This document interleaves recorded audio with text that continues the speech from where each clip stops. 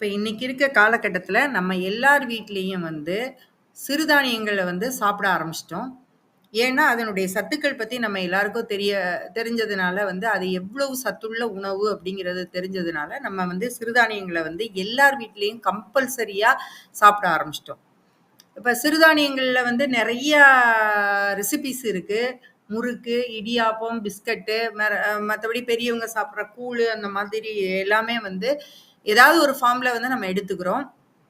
இப்ப வெயில் காலத்துல அப்படின்னு பார்க்கிறப்ப, வெயில் காலத்துக்கு எல்லா சிறுதானியத்தையும் நம்ம சாப்பிடக்கூடாது. இப்ப கம்பு மாதிரி சிறுதானியங்கள்லாம் உடம்புக்கு சூடு உண்டாக்கக்கூடியது. அதனால வெயில் காலத்துல சாப்பிடக்கூடிய நம்ம உடம்புக்கு ஏற்ற உணவு சிறுதானியம் என்ன அப்படின்னா, அதுல ஒரு 5 சிறுதானியங்கள் இருக்கு. சோளம், ராகி, திணை, குதிரைவாலி, வரகு. இந்த 5 சிறுதானியங்கள வெயில் காலத்துக்கும் வெயில் காலத்திலயும் நம்ம உடம்ப